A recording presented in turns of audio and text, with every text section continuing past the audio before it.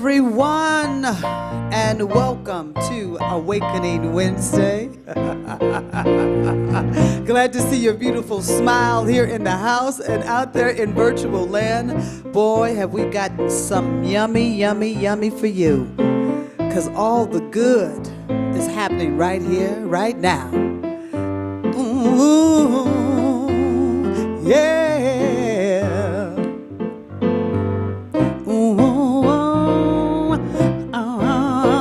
Cannot do all the good that the world needs, but the world needs all the good that I can do.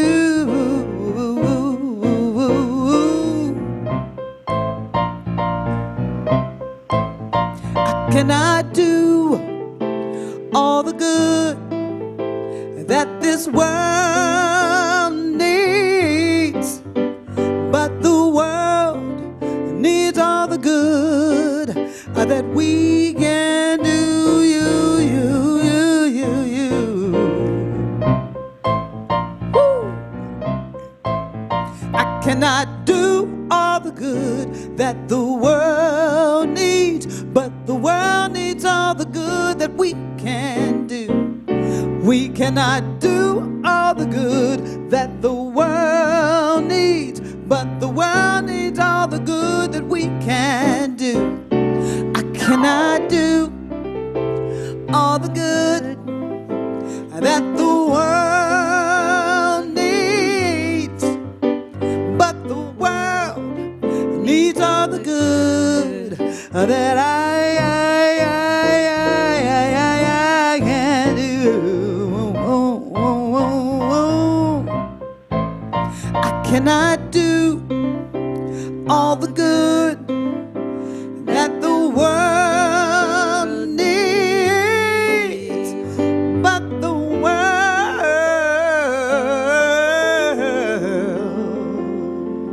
needs all the good every day in every way that you and I can do.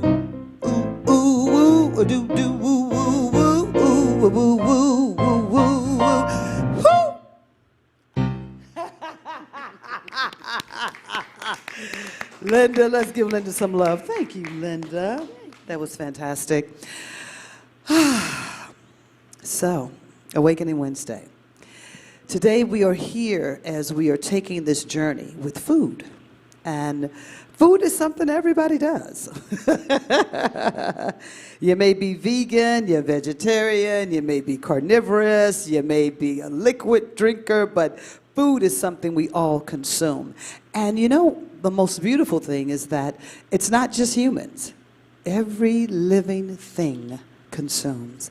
And so I'm very grateful to have a wonderful, wonderful guest with us that will take us on this journey of connecting spiritually with our food. There are certain nations that they don't use utensils. But the first time I had that experience, it was so beautiful because I felt so connected that there wasn't this thing in between. And being an American, you know, I felt a little shy at first. You mean with my hands? But what a beautiful experience. And it was a wonderful teacher for me to appreciate food more.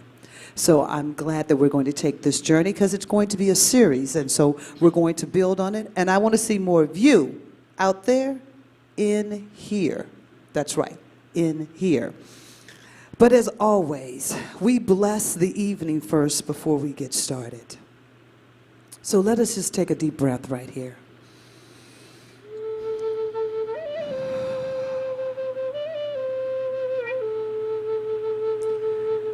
We take the divine breath that is connecting us to each and everything. This breath is the breath that is feeding us. It is the life source that is pulsating through us right now. And not just through us, but through everything that we see, this divine breath is pulsating through. And in recognizing that, we recognize our oneness with all. We recognize the absolute beingness that is us. And we recognize that we are more alike than not. So we breathe into this moment. We breathe the breath of God. We breathe the divine peace of love and spirituality. We breathe the appreciation for food and all that it brings to us and all its many different variations. And in this awareness, we understand the great I am is right here. In every bite of food that we eat and every drink that we take, God is. So we give thanks and praise for this. And let us lovingly say, and so it is.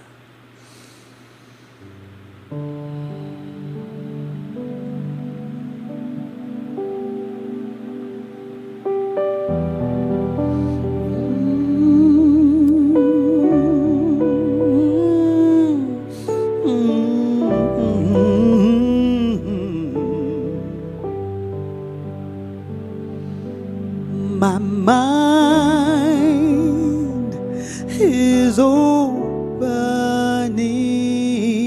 opening.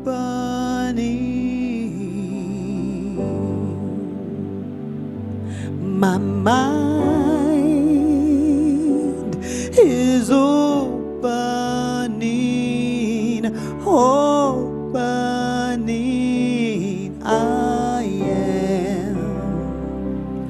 I am, I am, I am opening.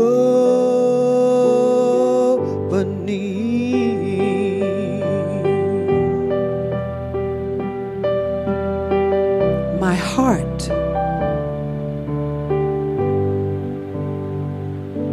my heart is opening, opening. My heart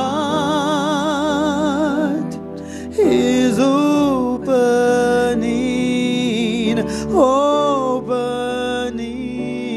I am, I am, I am, I am opening.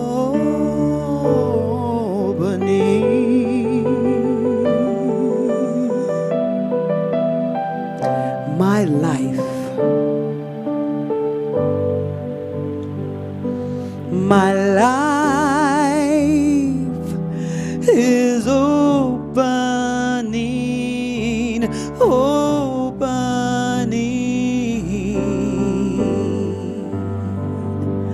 Our life is opening, opening. I am, I am, I am, I am opening. Our world, our world is opening, opening.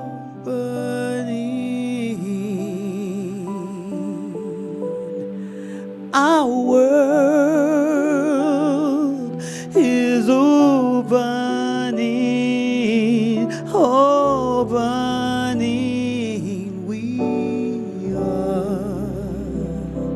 We are, we are,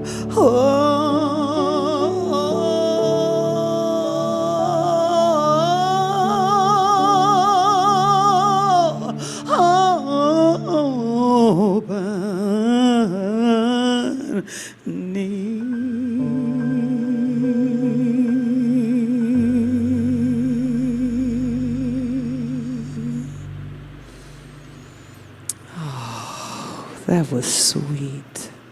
Laura Berkman, beautiful song, one of my favorite tunes, and I needed that for myself tonight. Thank you, Linda. She's just so willing to change on the fly. We changed all our songs tonight. Linda said, yeah. So, I had the pleasure of, this was a divine connection. Some friends of mine from Portland, I had reached out to her to possibly do a virtual connection. She's working with schools and with students and having a new way of teaching the children, and I wanted to highlight her for an Awakening Wednesday. And her schedule was just too busy, and she couldn't. Her being Renee Bath, I think is the last name. Is it Bath? Poindexter. Poindexter, okay.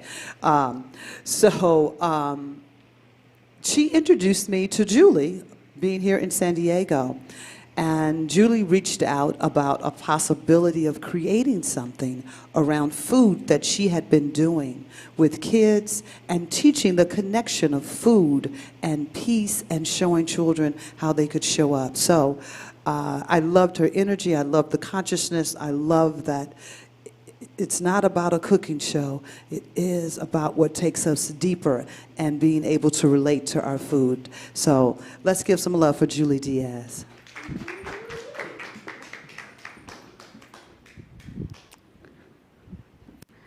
All right. Thank you, Julie. Okay, we're just gonna turn it over to well, yeah, because come on over here so they can see us together. Okay. There we go. There's All right. Julie. Hi there.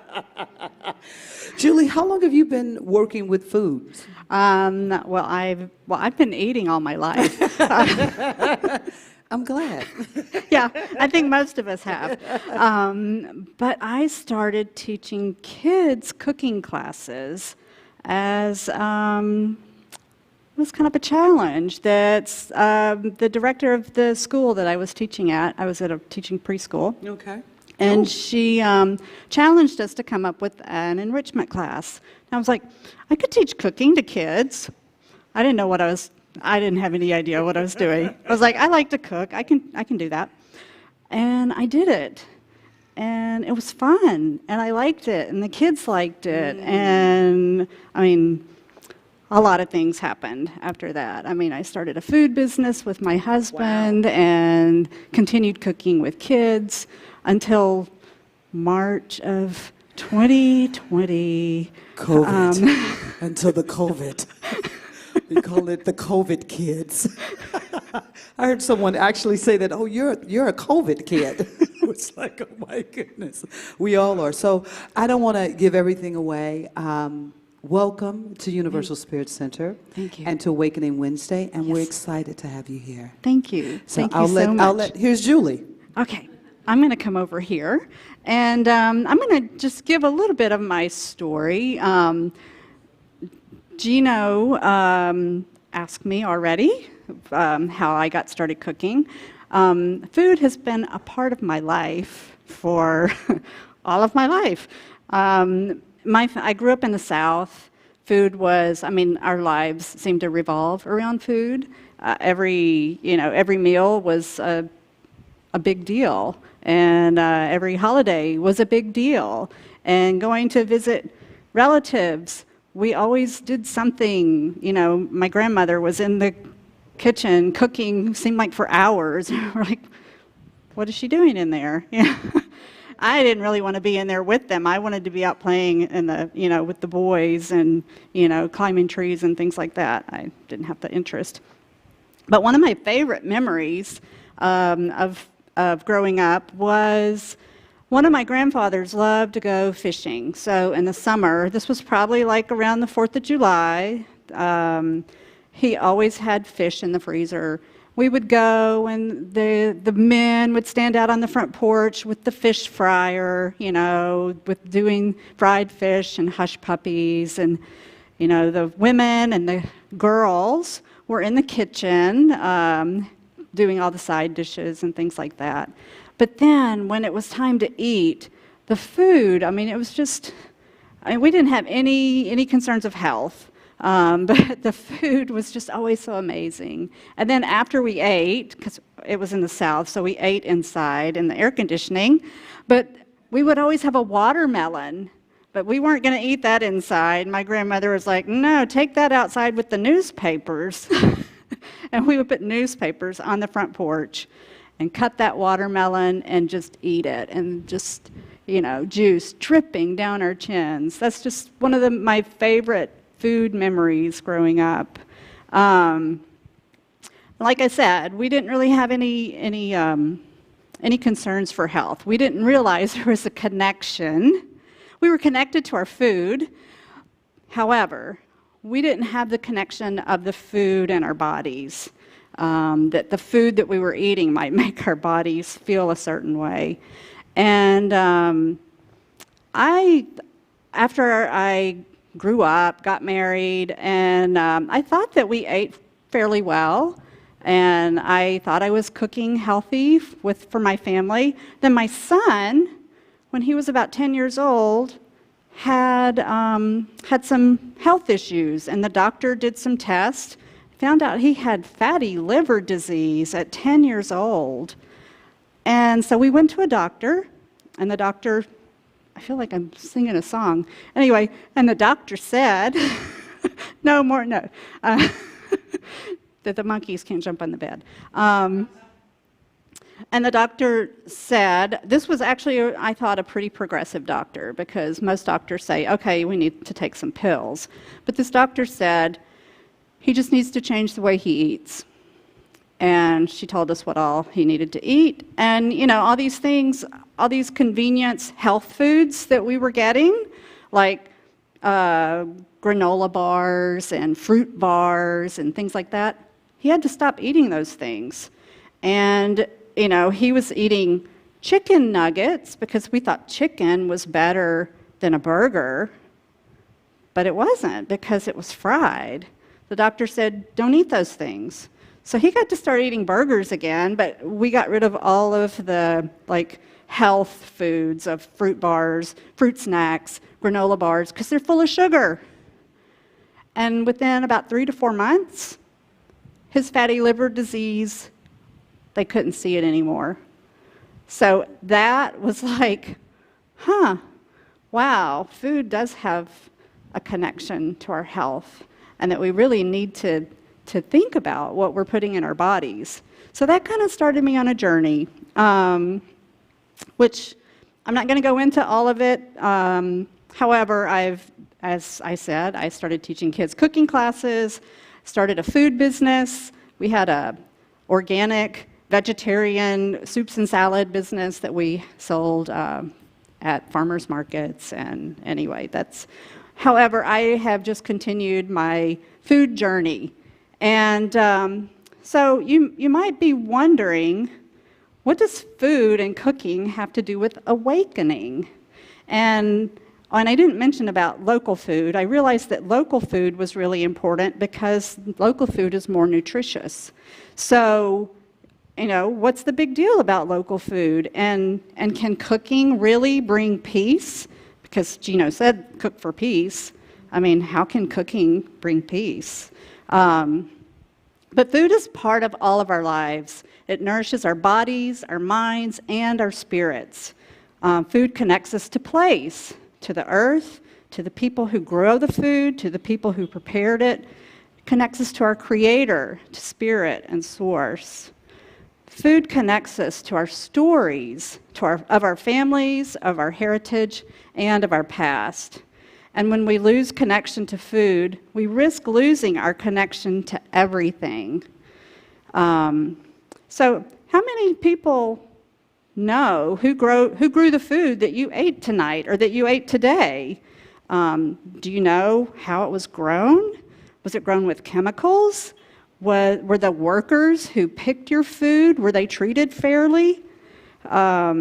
Or was it grown in a regenerative way with workers who were treated well and have access to nutritious food for themselves and their families? Or maybe you grew your own food. A lot of people started growing their food during the pandemic, Maybe you even cook your own meals. That happened during the pandemic too. I mean, I think there's a lot of things that were good that came out of the pandemic. However, if you buy your food at a large chain supermarket, then probably not, I'm not 100%, and probably not 100%, but probably those fruits and vegetables were grown with chemicals. And they were grown with a big corporate farm who treat their workers kind of badly. The corporation gets most of the profit, the workers get very little. And they also farm with practices that are destructive to the earth and not good for the climate. And like I was saying, the pandemic changed a lot of things. I actually made a huge commitment to start buying. I already bought a lot of things local, but I still was going and buying some things, at a grocery store. But during the pandemic, I decided I didn't want to go to a grocery store. I felt better going to a farmer's market and buying there. And actually, the farmer's market shut down for like 2 or 3 weeks because the city was trying to stay safe. So they said no farmer's markets. But advocates really pushed and got the city to open them up. And I committed to buying nearly all of my food from local farms. And there are bonuses to that. You actually get to meet the farmers. I mean, I already knew some of the farmers, but you really form a relationship with your farmer. And I talk to them every week. I looked forward to that every week, going and seeing my farmers at the farmer's market. And they seemed excited to see me too, because I'm so excited about their food. And they pick their food the day before. When you go to the grocery store, when do you think that food was picked? A month ago, maybe? I don't know. So I know how the food was grown. I know who grew it, and I can ask the farmer, what's in the field that's coming up next? And he'll tell me, and he might save some things that he knows that I like if he's getting low on it and he hasn't seen me yet. He'll kind of hold back because he knows that Julie's going to want to get that. So it's kind of nice. Does the grocery store do that for you? Not that I know of. And another thing is, I know about the farmer's family.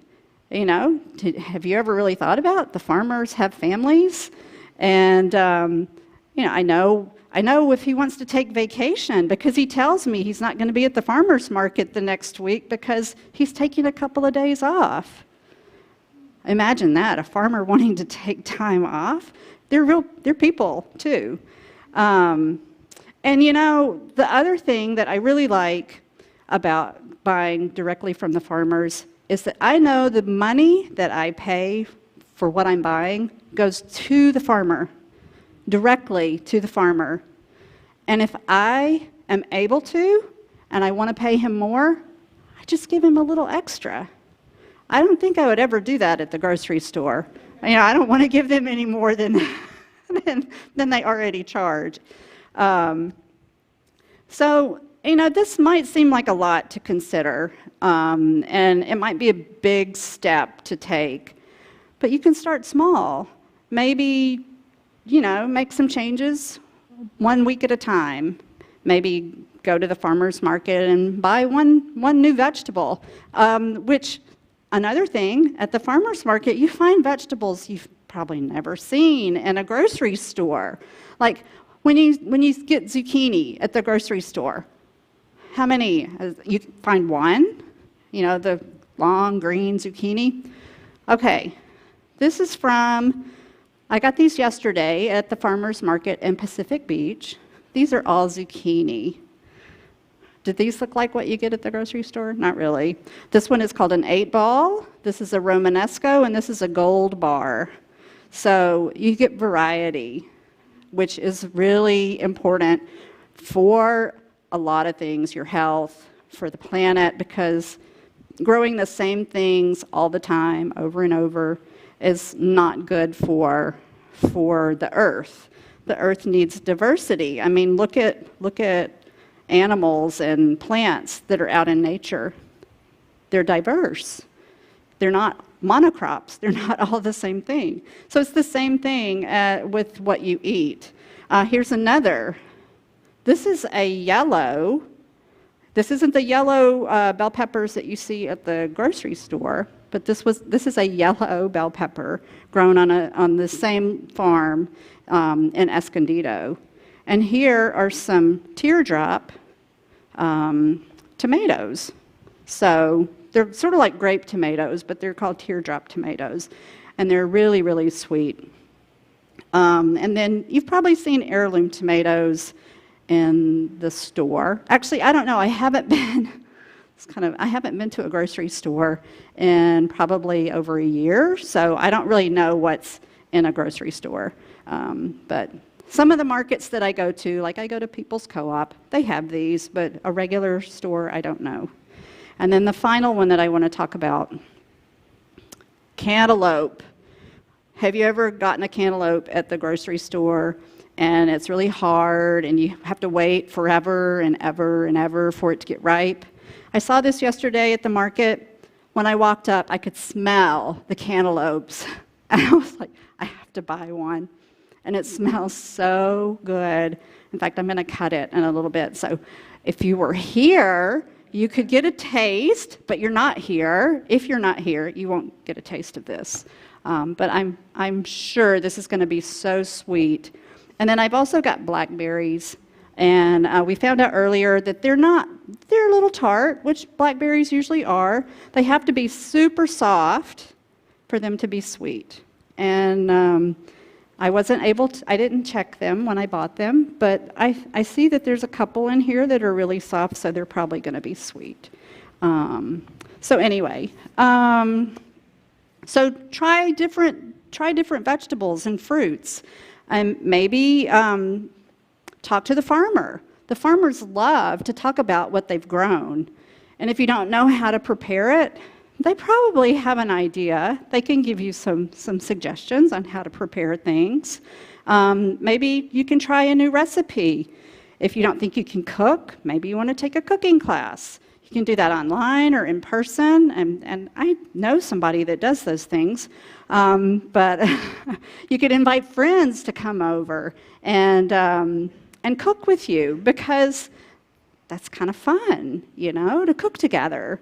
You can talk and you share your food memories and other stories, and you can have fun and laugh, which that's always a good thing too. I think after this past year, and it seems like it's been like 2 or 3 years, but I'm pretty sure it's been like a year and a few months. We could all use some fun and laugh. So Gino also mentioned that Cook for Peace is something that I'm really passionate about, and I just want to tell you a little bit about how that came about. I had been thinking, it had been in my mind for a while that I thought it would be good for people to get together and cook together and maybe learn about each other, because, there's a lot of people out there that don't seem to like each other. And I was thinking, how could people start liking each other? What could we do to get people to like each other? And then this was about 2 years ago, and if maybe you remember, there was a shooting at a synagogue in Poway, and it was a hate crime, and I thought, okay, that's it. We have to start cooking together. Something has to happen. People need to come together and cook together and talk and share stories and learn about each other, and that's going to create peace. So I've just been, but then the pandemic happened, and I kind of dimmed my dimmed my enthusiasm. I mean, the enthusiasm was still there, but I didn't do anything with it because no one wanted to go anywhere with anyone. But I really do believe that cooking and eating together and sharing stories will bring peace. For one reason, I think that cooking and that food and cooking are a spiritual practice. That selecting the food that's produced with love and then lovingly preparing that provides more than physical nourishment. And sharing food and cooking with others, whether it's your family and friends or people that you don't know or maybe are different from you, it creates a space for opening up and learning about each other. Sharing our stories, realizing that we all have the same desires, caring for our families, living in safe neighborhoods, the ability to provide and eat nutritious food with our loved ones. Those are things that we all want. So the next time that you eat, think about your food. Who grew it? How was it produced? Are you enjoying the experience of cooking and eating? How does it make you feel? That's something that many people leave out. How does the food make them feel? Are the answers to those questions in alignment with your values? And if not, what can you do to start making changes? So like I said earlier, just try to do it. You don't have to change everything at once. Just a little bit at a time, one step at a time. You know, what you think will be the easiest thing to do is probably the thing that you should start first. And with time, it becomes easier and easier. And the taste of the food from the farmer's market, I mean, you can't beat it. I mean, and a lot of people say, well, it's too expensive. I can't afford farmer's market food. But if farmer's market food is going to make you healthier and feel better, maybe you're going to have less expenses at the doctor's office. You'll have to take less medication. And when you're eating such nutritious food, you don't need to eat all the other stuff. I mean, I didn't change overnight. It's taken me, my son, let's see, that was like 15 years ago. So it's been a process. What I started with was getting a CSA box. And if you don't know what a CSA is, it's called Community Supported Agriculture. And that forced me to have to, let me tell you about a CSA, is you are buying like a share of a farm, and they will supply you with a box or a bag of vegetables and fruits, sometimes fruits, every week or every other week. And it's what they send you. I think now most of them have changed. You can, request different foods. But in the old days, 15 years ago, you just got what you got. And so it forced me to have to cook things that I wasn't familiar with. So fortunately, the farm had recipes for these strange things like purslane, or I wasn't even really familiar with things like chard at that time. Now you see it everywhere, but back then I was like, what do you do with this stuff? So that's how I got started. Then I think what's easier, though, is to go to the farmer's market. Start talking to the farmers and, make your connections. And when you make those connections and you make the connections to your body, then it's going to be much easier. It'll be a no-brainer, You're like, of course I'm going to eat this way because it's better for everybody, not just yourself, but for the planet and for the people that are growing the food. So I don't know. Does anyone have any questions? I'm willing to answer any question. So,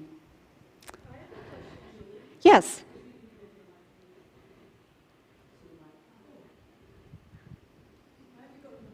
Okay.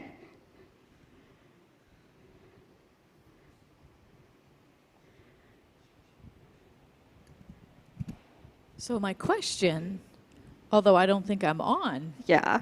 is would you recommend any particular farmer's market to go to? You mentioned the one in PB, Yes. but they're all over the county. Yes, So yes. are there better ones than Yes. other ones? Yes, that's a very good question. And, San Diego, we are so blessed because we have food produced year-round. I have a lot of friends that live up in the north, and, their farmers markets end in like September because that's when they start getting freezes. So we have in San Diego County about 50 different farmers markets on every day of the week. You can find one any day of the week. 50, all throughout San Diego County. The best ones, well, no, I don't want to say the best ones. The ones that I go to, these are the most convenient to me, and I also consider them to be very good farmers markets, are Little Italy on Saturday, Hillcrest on Sunday, you're in the North Park area. Hillcrest is very convenient. There are others. If you're in North County, there's Leucadia. If you're in La Jolla, there's La Jolla. Both of those are on Sundays. The PB Tuesday market is pretty good. It doesn't have the variety of farmers, but it's pretty good. The North Park, there's one in North Park on Thursdays, and I would like to challenge everyone. In fact, I would love to take a bunch of people to the North Park Farmers Market one of these days. And the farm that I got all of these fruits and vegetables from is in the North Park Market. So I can vouch for them. I can't vouch for everyone that's there, but so those are the ones that I would recommend. If you live in this area, Little Italy and Hillcrest, I would say are the best ones. The reason I say they're the best ones is that they have the most variety of farmers. They have organic farmers. Not all farmers markets have farmers that grow organically. And the reason you would want to get organic food is because they're grown without chemicals. Not every farmer has the certification for organic because that can be expensive. However, they do grow with organic practices. They either are working on a certification or they aren't, but they're still using those practices. I like farms that I can go and visit their farm. If a farmer says, no, you can't come to see my farm, then, I kind of wonder, why can't I come to see your farm? Because maybe they're trying to hide something. So that's my personal opinion. That may not be truth. I have a question. Sure. So you said you have a 15-year-old son now. Yeah, he's 25 now. 25, okay. So he must have you must have changed his food when he was younger, correct? When he was 10. So what food did he balk at that he loved, that you switched, and that he even loved even better? I imagine, to go from like chips and stuff like that to fruit was a struggle. What did you change for him, that food that he really enjoyed? Okay. Fortunately, he loved fruit. And the doctor said fruit was fine, even though fruit is sugar. It's natural sugar. It's not, processed sugar. What the doctor said that he needed to stop eating was fried foods and the sugar, things that had lots of sugar in it, added sugar. And he was old enough, he was 10, and he understood. So what did you switch We switched him. We stopped getting the processed snack food. And I still let him eat cookies every now and then, but it was cookies I made. He didn't have fruit snacks. He didn't have the fruit bars, you know, the granola bars, all of that. He stopped eating fried food when we would go out to eat. He wouldn't get French fries. He stopped all soft drinks. But like I said, he realized, you know, we explained to him how important this was, and he was okay with it. And I can't say that he still eats the same way, but he's 25 now, actually 26, but he doesn't drink soft drinks. He doesn't like really sugary things. So all of that stuck, but I think he does eat fried food now. You know, it's a trade-off. You have to understand that it's affecting your body, and so if you don't care, if you've got fatty liver disease or whatever disease, and you want to take medication or you want to be sick, then, you know, I guess it's your choice. But if it's important enough to you, then you'll make the changes. Did that answer your question enough? Yeah.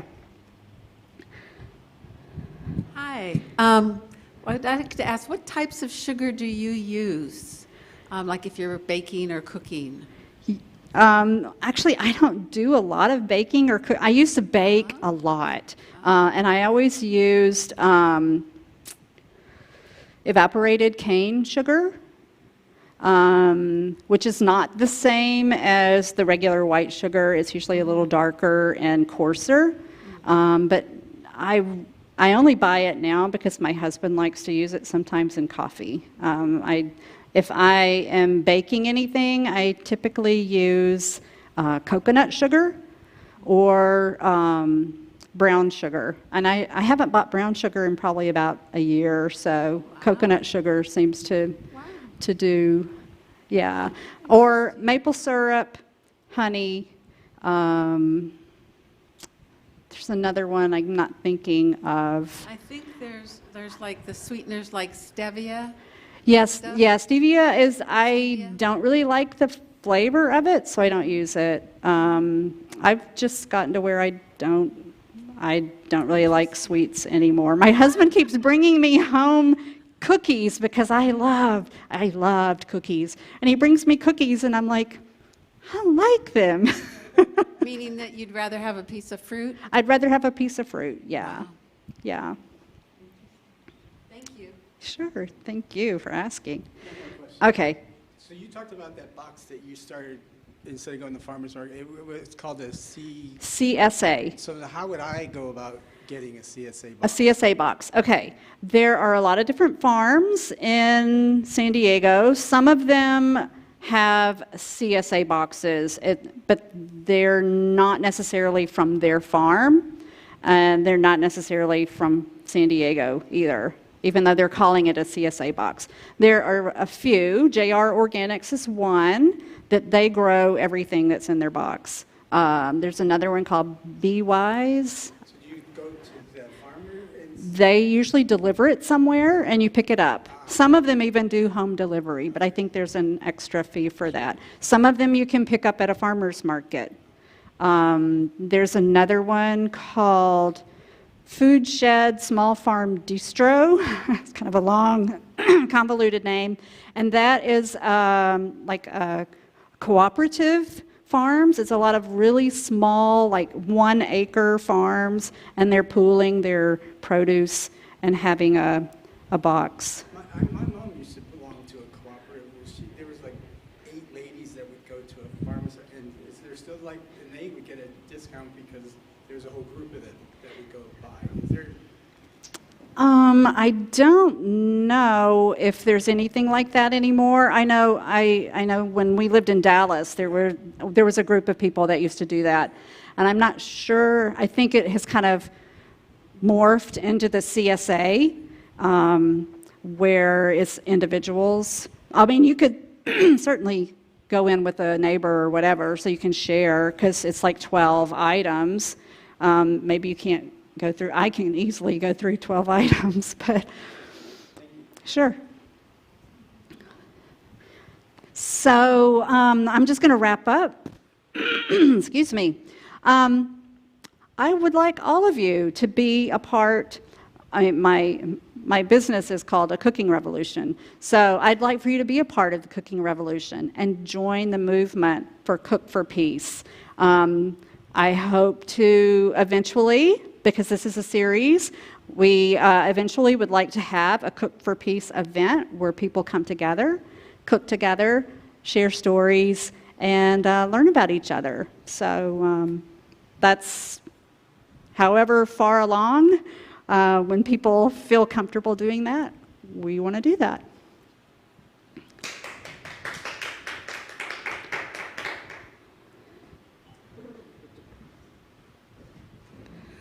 Julie, come on over here. That's awesome. Thank you. That was really cool. You know, one of the things that I love that you were sharing is the journey with food.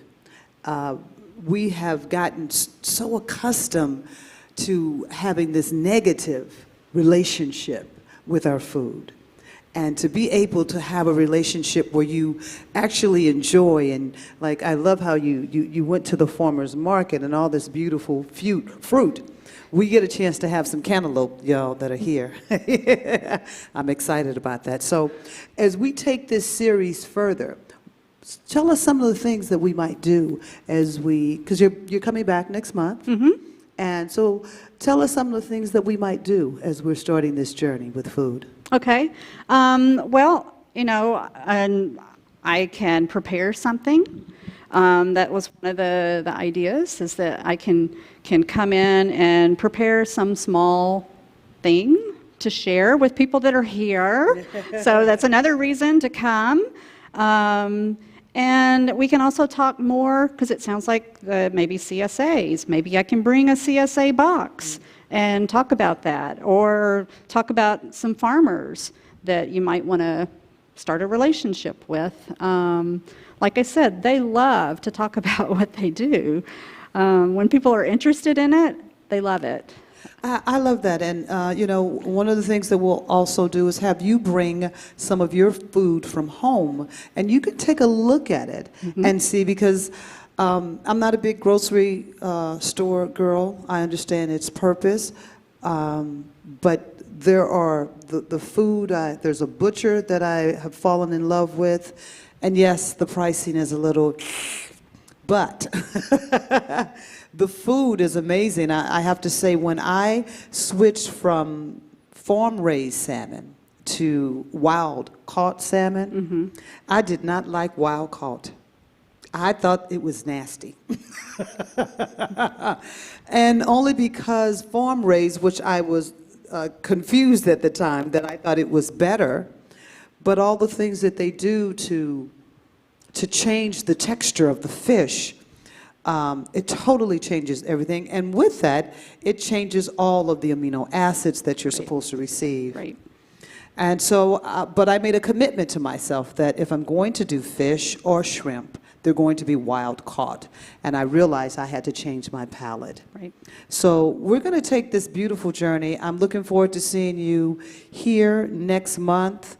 Bring your friends, bring your kids, so that they can start creating a new relationship. I know one of the shows I'm excited that we're going to do is memory recall of food. That's going to be really exciting to see what your memory is that's connected with food. So we're weaving the spiritual web in between everything. Yes. So don't give up on us, Julie. Let's give Julie some more love. Thank you for being here. This was really awesome. Thank And you. My pleasure. yeah, we're going to have some of that cantaloupe. Yes, doggone yes. it. I'm going to start cutting it right now. All right. So, yeah, this is really, really, really super cool. You can come, ask questions, really start finding out, because when you eat better food, you'll find that it goes through your system better. There are things that are going on in your body that food really will heal it. It will cure it. So it's just this beautiful thing. And then when you understand that spiritually this food is here for you, and I believe all foods, be it animal or vegetable or herb, I believe all of it is here for this experience and for this journey. So I don't believe that one is hurting something. If you are carnivorous, that's part of the negativity sometimes that's associated with food. And, you look in some other cultures, which we will also visit, how they honor food, how there is literally a ceremony by the way they prepare the food to move on to its next journey, how they prepare it to cook it for you. There is all of that. So we're going to have a lot of stuff going on with Cook for Peace, baby. So I want to see you out here next month, the second Wednesday. That's Cook for Peace. That's you. Oh, look at the color of that. Wow. I got to just show it. Look at the color of that. The aroma is unbelievable. As a kid, I remember peaches that you could smell them on the tree. Just, and biting it, the juice dripping. Yeah, don't get jealous, people. This is our conscious giving time. And I want to say that Universal Spirit Center is a powerful, powerful center. We are a mighty, mighty global community. To our Facebook, YouTube, and our webpage, all the people that visit us, be it in the moment when we're live or when you come later on, we appreciate you. We appreciate those that send in their tithes via mail to our PayPal, or that text. I love that. It's so easy. You just text. It's kind of like, ooh, look at me. It's like a little extra treat. So I want to thank you for all that you do, for your consciousness that constantly keeps expanding and saying, yes, we can do more, because we can't do it without you.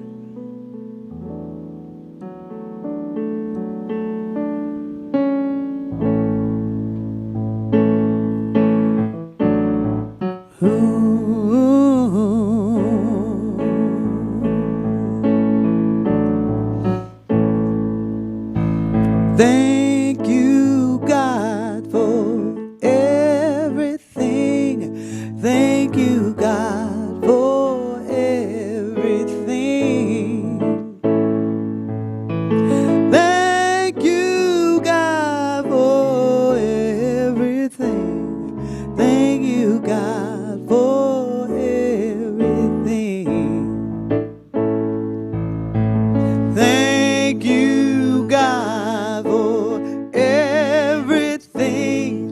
Thank you, God, for everything. Thank you, God, for everything. Thank you, God, for everything. Thank you. Thank you. Thank you. Thank you. Thank you. Thank you. Thank you. Thank you. Thank you. Thank you. Thank you. Thank you. Oh, thank you.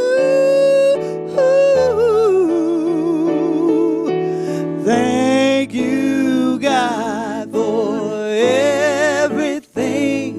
Thank you, God, for everything. Thank you, God, for everything. Thank you, God, for everything. So in that state of gratitude, don't leave me there. Yeah, in that state of gratitude, we have so much that's going on here at the center. And we're so grateful for all of your participation. So this Friday, whoop, whoop, this Friday is Movie Friday. I'm really excited. We're going to be showing the movie right here at the Lions Club. We'll have on every freaking fan that we can think of. And maybe even add a few. But there'll be popcorn, juju's, I'm going to go to one of those candy stores and get some of that old time candy. Won't that be fun? Yeah, I thought that would be really cool. And water, sparkling water. If you do anything else, that's on you.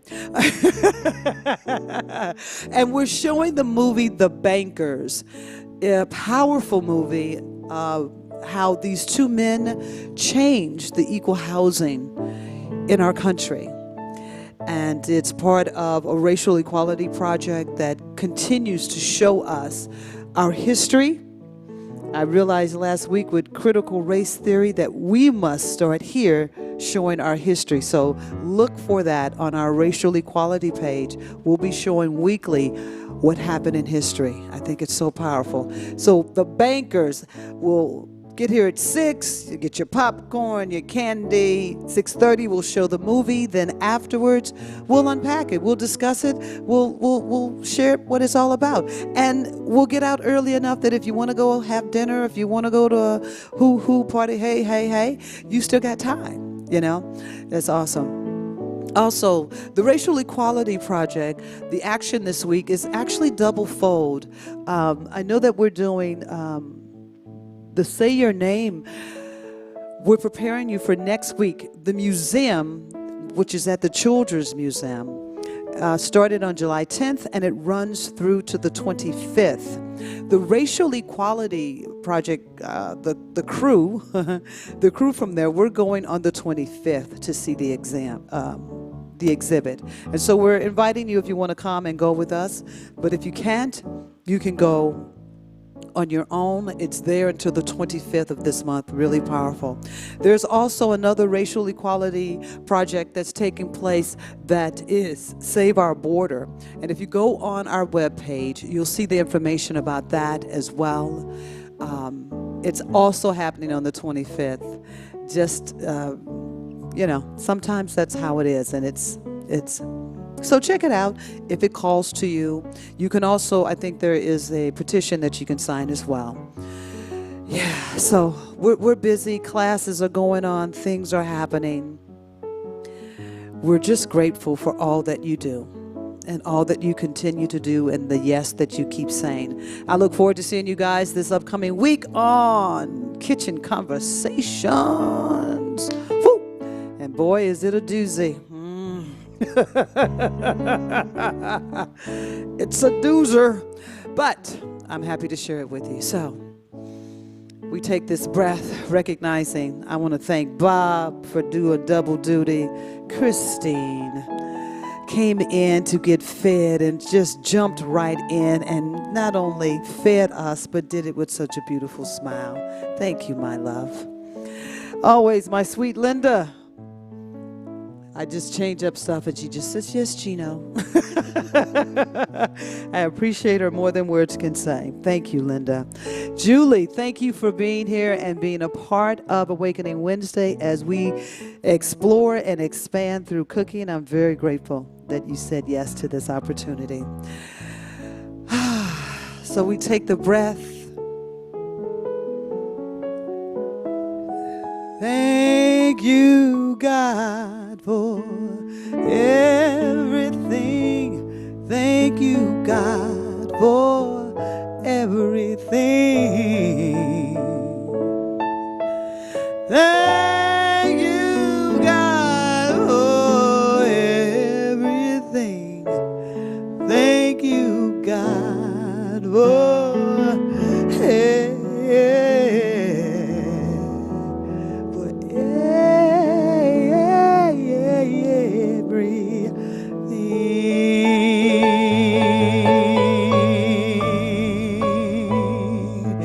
We'll see you next week, and of course, we'll see you on Sunday.